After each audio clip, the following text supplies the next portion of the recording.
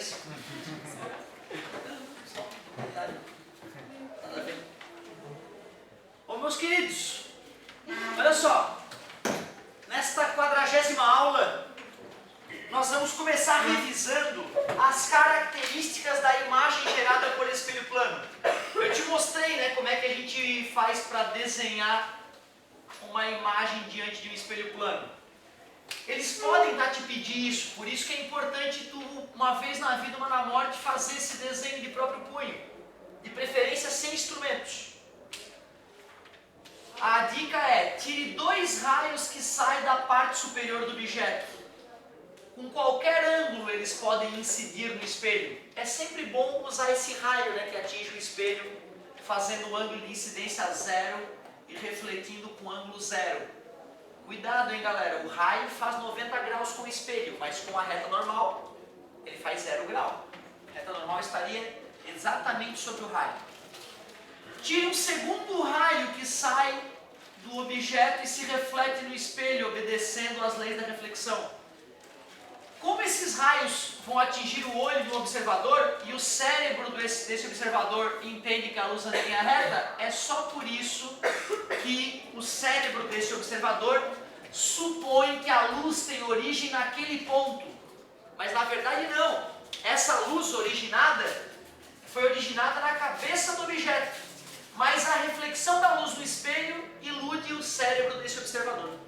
Por isso que é importante vocês saberem que a imagem gerada diante de um espelho plano é uma alucinação do cérebro de um observador.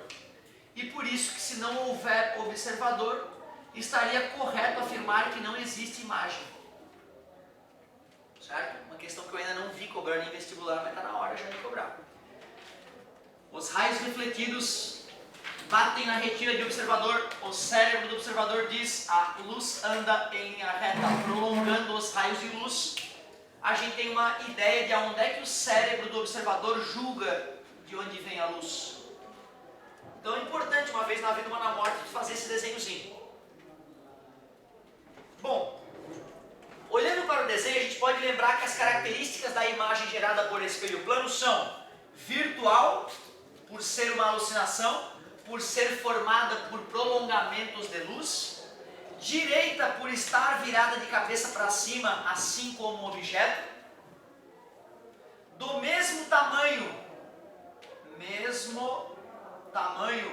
pela semelhança de triângulos, né? Eu poderia formar triângulos aqui que são semelhantes, triângulos semelhantes têm seus lados proporcionais, mas como esse tamanho é igual a esse, todos os outros tamanhos são iguais, inclusive o tamanho do objeto quando comparado com o tamanho da imagem. E perigosíssimo, é reversa. Poderíamos dizer que é simétrica, poderíamos dizer que é enantiomorfa, para ficar chique. E agora vai começar a ficar mais divertido. Translação de espelho plano. Essa ideia é simples. Imagine um espelho, eu tenho um objeto diante desse espelho e esse objeto está parado em uma determinada posição. Pelo que nós já estudamos, nós sabemos que a distância do objeto, a imagem, se fosse x, é exatamente igual à distância do objeto até o espelho é exatamente igual à distância da imagem até o espelho. Então eu saberia que essa distância também vale x. Agora imaginem vocês que eu mantive o objeto na posição original dele, mas afastei o espelho y metros da posição original. Ali está a nova posição do espelho. Está y metros para trás. Quando eu fizer isso, qual é a nova distância entre objeto e espelho? Obrigado. X mais Y. 1, 2, 3, 4, 5, 6, 7. 1, 2, 3, 4, 5, 6, 7. Nós sabemos que a imagem vai se formar à mesma distância. Portanto, a distância da imagem ao espelho também é x mais y. Eu pergunto, qual é a distância entre objeto e imagem na situação final? 2x mais 2y, lógico. E qual era a distância original entre objeto e imagem? X mais x, né? 2x. Como o objeto se manteve parado o tempo todo, eu te perguntaria, que distância que a imagem deslocou-se? Se a nova posição da imagem comparativamente com o objeto é 2x mais 2y, e originalmente a distância era 2x, fica claro que a imagem deslocou-se 2y. O curioso é que eu só mexi o espelho y metros. Como eu estou fazendo de forma genérica, né, com letras, eu te provei que para qualquer translação de espelho plano do mundo, a imagem translada o dobro, certo? O deslocamento da imagem é o dobro do deslocamento do espelho. Mas cuidado, meus amigos, eu deixei o objeto parado e desloquei o espelho. Imagina que tem um grande espelho aqui na minha frente, sendo carregado por dois sujeitos. E os sujeitos carregam o espelho para lá, ó, como o espelho fosse um quadro. O espelho está indo para lá. E eu estou diante do espelho. Eu não me mexo, né? Se eu estou paradinho, a minha imagem está paradinha, né? Mesmo com o espelho andando, concorda comigo? Ou seja, essa ideia que eu te mostrei só vale se o espelho é aproximado ou afastado do objeto. Se ele é movido lateralmente, não muda nada. Eu dou essa aula, explico isso para eles e coloco na prova. Um espelho é deslocado 5 metros paralelamente à posição de um objeto. E pergunto quanto é que a imagem se mexe. O objeto parado. E eles vão lá e dizem que a imagem se mexe o dobro. Ou seja, eles não leram, eles não estão pensando no que está acontecendo. Eles decoraram que mexe o espelho e a imagem é o dobro. Não me serve isso, gente. Cuidado. Essa translação é uma translação de afastamento ou de aproximação. Não assim. Assim não vale. Outra pergunta. Se eu desloco o objeto em 2 segundos, aí, o espelho, perdão, desloco o espelho, demorou 2 segundos para o deslocamento acontecer. Quanto tempo eu demoro para a imagem se deslocar? Tudo bem. Tudo bem. Apesar de tu me falar isso, está embutido a ideia de que a velocidade da luz é infinita, eu te perdoo. Tu entende o que eu digo? Não é, a imagem não é feita de luz. A imagem que é feita de luz tem que se deslocar, né? Certo? Se eu desloco um objeto, vai ter um delay para a imagem se mexer. Mas é um delay que o humano jamais perceberia, porque tem a ver com a velocidade da luz. Como a velocidade da luz parece ser infinita para os nossos fenômenos cotidianos, eu aceito a tua ideia de que não há atraso. De que mexeu o espelho e a imagem mexe instantaneamente. Embora não exista nada instantâneo nessa vida. Tudo bem? Quando eu acendo o interruptor, quando eu mexo na luz, existe um certo delay entre a luz sair da lâmpada e bater aqui, né? Um certo atraso. Tudo bem? Porque a velocidade da luz não é infinita. Então, se a coisa saiu dali, bateu ali, ela tem uma velocidade finita, então levou um certo tempo. A gente não percebe isso. É instantâneo para mim. Acendeu, buf, iluminou. Mas não é. Né? A gente sabe que não é. Tudo bem? Peraí, se vocês entendem que o tempo que o espelho demora para se mexer é o mesmo tempo que a imagem se mexeu, vocês devem concordar comigo que isso me leva a concluir que a velocidade de deslocamento da imagem nessas condições é o dobro da velocidade do espelho. Concorda comigo? Um objeto que se mexe o dobro no mesmo tempo é porque ele teve o dobro da velocidade. Aceitável?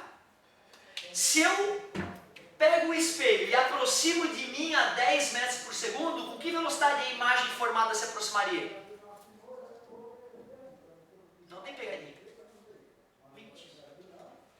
Se eu afasto um espelho a 100 km por hora de mim, a imagem de mim se afastaria a 200. Tudo bem para vocês? Porém, se o espelho é mexido assim em relação ao observador, nem se aproximando nem se afastando, a imagem continua parada, enquanto o espelho passa pela frente do observador. Tudo bem para vocês? Legal. Gente, cuidado, hein? Cuidado. Ali tem um espelho. Eu estou andando a 5 metros por segundo em direção ao espelho. A imagem anda com que velocidade em direção ao espelho? A mesma. Porque eu e ela estávamos a 10 metros do espelho e eu e ela vamos chegar juntos no espelho. Concorda comigo? Se eu estou a 5 metros por segundo, ela também tem que estar a 5 metros por segundo. Tudo bem? Mas ela se aproximando de mim. Se eu estou a 5 metros por segundo, com que velocidade a imagem se aproxima de mim, que sou o observador? Se eu, em direção ao espelho que está parado, estou a 5 metros por segundo e ela, em direção ao espelho, está a 5 metros por segundo, dois móveis que se aproximam, cada um a 5 metros por segundo em relação ao chão, um em relação ao outro é 10, né? Então tu vê que delicado. Eu não queria que tu decorasse, eu queria que tu compreendesse essa situação para no dia do vestibular raciocinar sobre ela. Ele pode te perguntar a velocidade do objeto em relação à imagem, da imagem em relação ao espelho, certo? Ele pode mexer o espelho ou pode mexer o objeto, ele pode mexer os dois, certo? E não tem decoreba a fazer. O mais importante é a parte perigosa, digamos, essa história de eu mexer o espelho.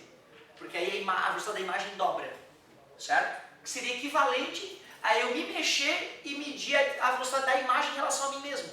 Também vai dar o dobro, certo? Beleza. Olha que interessante. Rotação de espelho plano. Rotação. Antes eu estava transladando o espelho, agora é totalmente diferente. Eu tenho um espelho em uma certa posição, lá vem um raio incidente, atinge o espelho, sofre reflexão. Nós sabemos as leis que regem esse fenômeno. Raio incidente, raio refletido e reta normal são coplanares. O ângulo de incidência é igual ao ângulo de reflexão. Então, se isso aqui é alfa, isso aqui também é alfa. Aí eu peguei o meu espelho e dei uma rotacionada nele, dei uma giradinha nele, ó. Peguei aquele ponto de giro e dei uma inclinadinha nele. Vamos supor que eu tenha inclinado esse espelho de um ângulo beta. Um ângulo beta. O raio incidente agora vai se chocar contra o espelho mais adiante e vai sofrer reflexão obedecendo às leis. Aceitável? A reta normal, que faz 90 graus com o espelho, ela também foi deslocada, concorda? Quando eu girei o espelho, já que a reta normal estava grudada no espelho, ela também girou. De que ângulo a reta normal girou?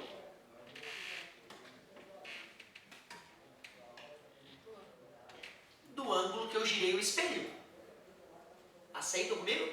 Espelho e reta normal, grudadinhos. Se eu giro o espelho de um certo ângulo, a reta normal não girou do mesmo ângulo. Se eu girei o espelho de um ângulo beta, a reta normal também inclinou beta, né? Então qual será o novo ângulo entre raio incidente e reta normal? Era alfa antes, né? Alfa mais beta é o ângulo que já tinha, mais o ângulo que o espelho girou. Qual vai ser o novo ângulo de reflexão? Obrigado pela participação, alfa mais beta. Originalmente, qual era a distância angular entre raio incidente e raio refletido? 2 alfa. E agora, qual é a nova posição angular entre raio incidente, que não se alterou, e raio refletido? 2 alfa mais 2 beta. Eu te pergunto, quando eu rotacionei o espelho de um ângulo beta, que ângulo que o raio refletido girou? 2 beta. Era 2 alfa e virou 2 alfa mais 2 beta. O ângulo entre o raio refletido originalmente e o novo raio refletido é 2 beta. Caramba! Isso mostra que se o espelho gira de um certo ângulo, os raios refletidos giram o dobro. Concorda comigo? O deslocamento angular da imagem é igual ao dobro do deslocamento angular do espelho. Eu chamei de beta, né? Eu não quero usar alfa ali para tu não achar que tem a ver com aquele alfa. O θ que a imagem gira é o dobro do beta que eu girei. imaginei o espelho. O alfa eu só usei para fazer a prova matemática desta ideia. Legal. Cara, dá para gravar no mesmo arquivo, no mesma pastinha do HD.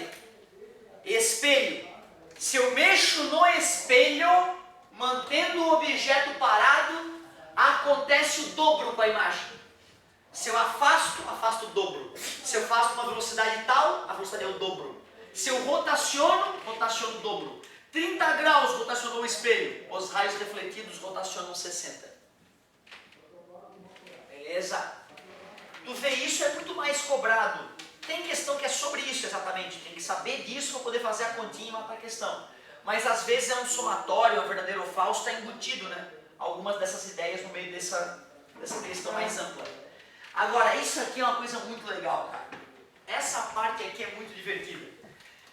Olha só que interessante, meus queridos. Quando eu tenho dois espelhos acoplados, dois espelhos planos acoplados, próximos um do outro, vai acontecer uma situação muito interessante. Imaginem vocês que eu tenho um objeto. Deixa eu colocar o espelho bem quadriculado para poder fazer um desenho honesto para vocês. Imaginem vocês que eu tenho um espelho, dois espelhos planos, fazendo 90 graus um com o outro. E eu vou lá e coloco um objeto, ó, diante desses espelhos.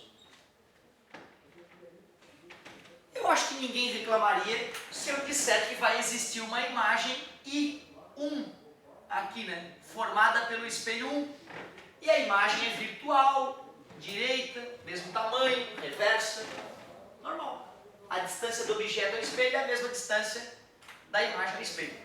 Porém, nós temos que entender que o espelho E2 não está nem aí para a existência do espelho E1 e ele também vai formar a sua imagem, que eu vou chamar por organização de I2. O detalhe é que a luz refletida por um espelho pode ir em direção ao outro espelho e se refletir de novo. Então não há problema algum a gente imaginar que a imagem I1 é um objeto para o espelho E2. E vai ocorrer a reflexão da reflexão. Para eu saber aonde a imagem do espelho E2 para o objeto I1 vai se formar, para eu saber onde é que isso vai acontecer, eu posso simplesmente prolongar o espelho E1, mesmo que ele não continue, e usar a mesma ideia, que a distância da imagem ao espelho, do objeto, que agora é um objeto, né? Essa imagem formada pelo espelho E1 é um objeto para o espelho E2. Olha que perigo. Este objeto vai formar uma imagem ali, ó.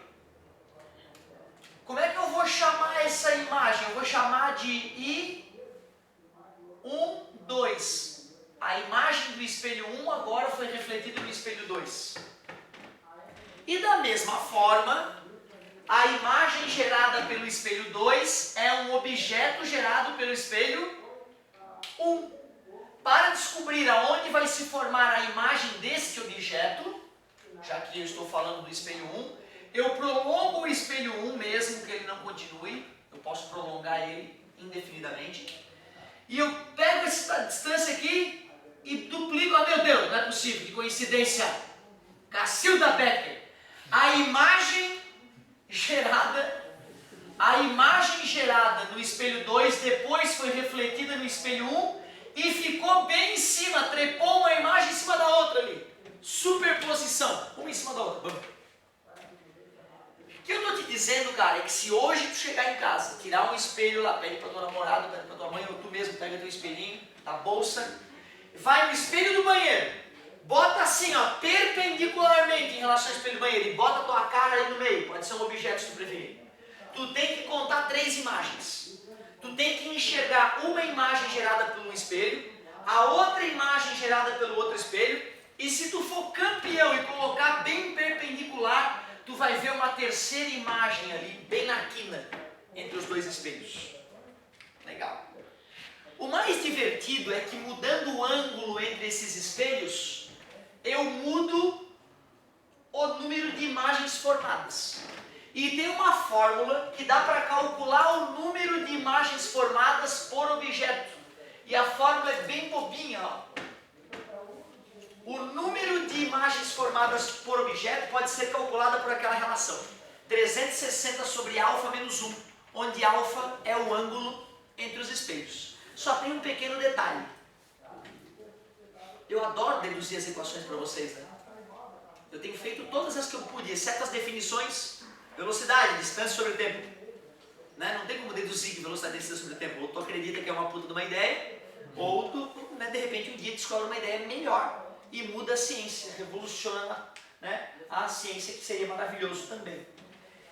Essa fórmula, cara, é revoltante dizer para ti isso. Nós estamos em 2015 e não existe prova para essa fórmula. Ela é minha fórmula empírica. É uma fórmula que na prática funciona, mas não tem dedução para ela. O cara que deduzia essa formulazinha aí, olha que era tosca, né? Parece fazer uma conta idiota que vai surgir a fórmula. E não é bem assim. Essa fórmula aí não tem dedução. Olhando para essa fórmula, parece que eu só tenho duas perguntas idiotas a fazer.